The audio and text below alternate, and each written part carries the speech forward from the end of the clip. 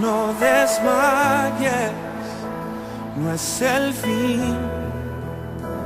no ha acabado, es solo el inicio. Si en Dios confías, todo nuevo. Isaías capítulo 6 versículo 1 en adelante. Visión y llamamiento de Isaías. El año en que murió el rey Usías, vi yo al Señor sentado sobre un trono alto y sublime, y sus faldas llenaban el templo. Por encima de él había serafines. Cada uno tenía 6 alas, con 2 cubrían sus rostros, con 2 cubrían sus pies y con 2 volaban. Y el uno al otro daba voces diciendo: Santo, Santo, Santo Jehová de los ejércitos, toda la tierra está llena de su gloria.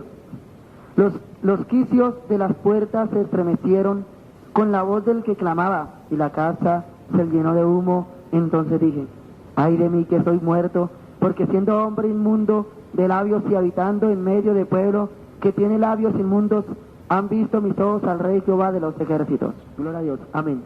Siéntense, mis amados hermanos. Dice en el título: visión y llamamiento de Isaías. ¿Qué significa visión? ¿Y qué significa llamamiento?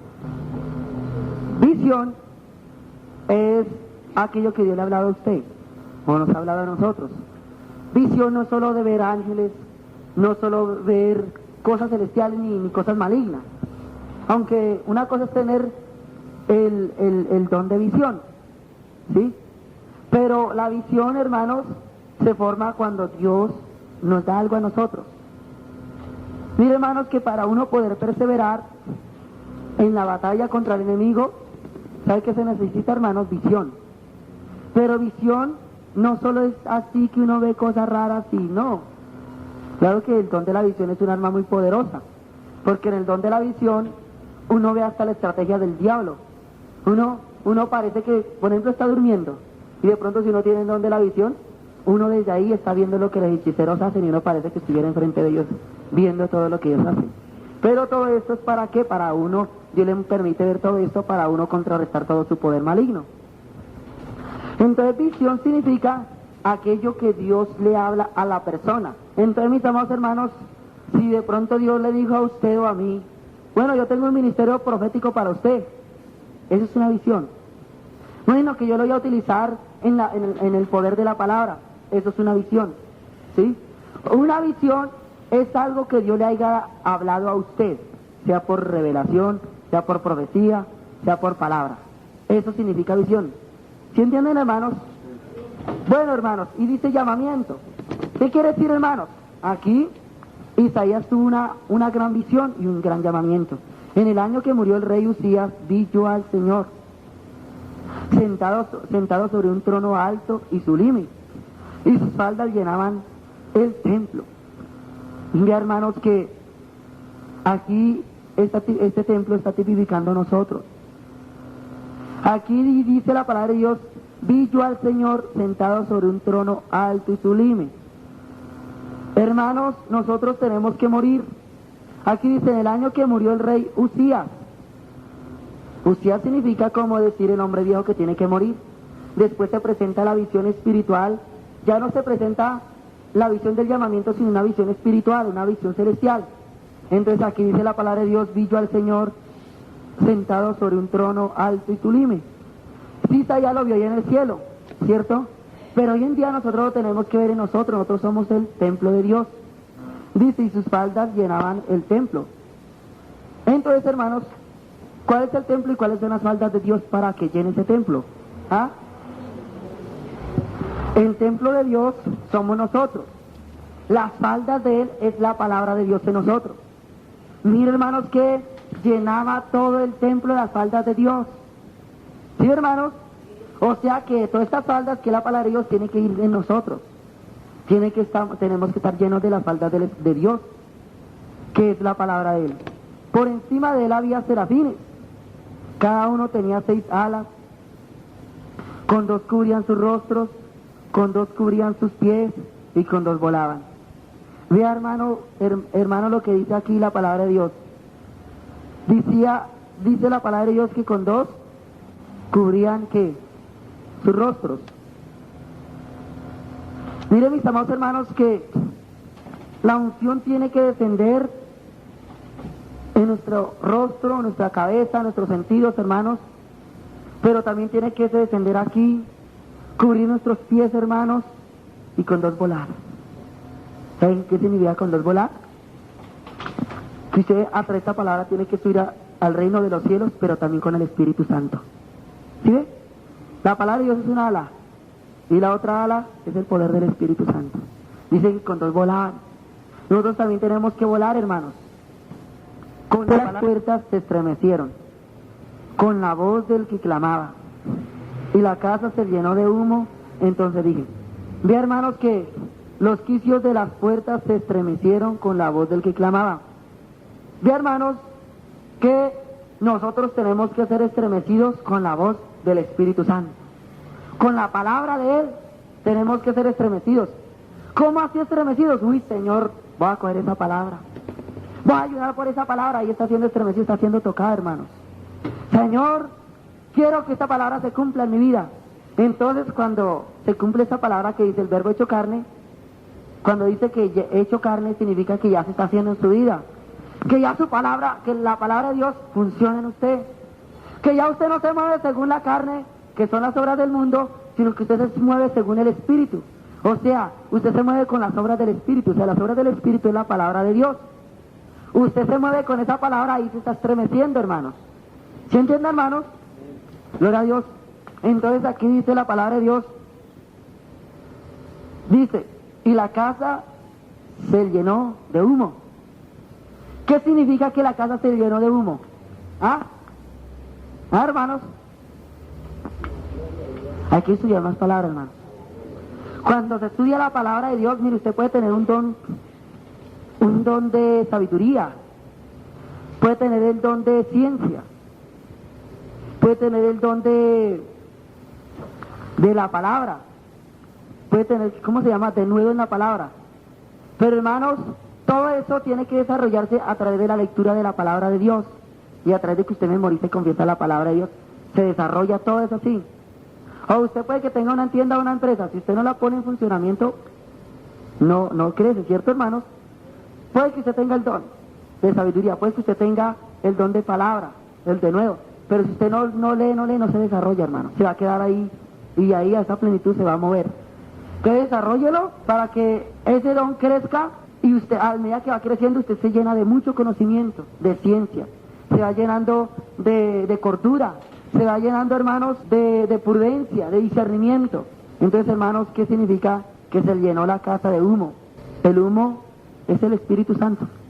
Ve, hermanos, que la falta del Espíritu Santo, que hablemos el uno al otro la palabra de Dios, que veamos la gloria de Dios en nosotros, que tengamos esa visión viendo la gloria de Dios en nosotros, tiene que venir el humo también, el Espíritu Santo.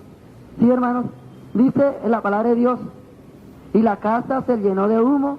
Entonces dije, ya, hermanos, y cuando uno ya está lleno de todo esto lo que les he dicho, uno viene a un verdadero arrepentimiento. Dice, ay de mí que soy muerto, porque siendo hombre inmundo de labios y habitando en medio de pueblo que tiene labios inmundos, han visto mis ojos al Rey Jehová de los ejércitos. Ya, hermano, que viene un verdadero arrepentimiento después de que todas estas cosas celestiales están en nosotros. Pero, hermanos, usted busque, hermanos, de que la gloria de Dios, la palabra de Dios, el humo del Espíritu Santo esté en su vida para que haya un verdadero arrepentimiento, hermanos. ¿Por qué, hermanos? Porque cuando está toda esta gloria de Dios en nosotros siempre estamos arrepintiéndonos. Siempre estamos reconociendo el pecado. Siempre estamos tratando de vivir en perfección. Pero todavía las ataduras no salían porque faltaba mucho ayuno y mucha oración. Sí, yo hacía en vez en cuando, pero no todavía. Hermanos, y cuando se me apareció el Padre me habló con una voz terrible. Y claro, como está en la carne, el Padre le provocaba triturarme, hermanos. ¿Por qué? Porque el Padre no soporta la carne. No soporta las debilidades de la carne, hermanos. Eso yo lo tengo por experiencia, hermanos. Y yo vi los puños, yo le vi esta parte y le vi un manto tremendo, un manto altísimo, gigantesco, y unos puños así, como en contra mía, y aquí los puños del vestido de él, largos hasta el suelo. Hermanos, y el Padre me habló duro, duro, hermanos.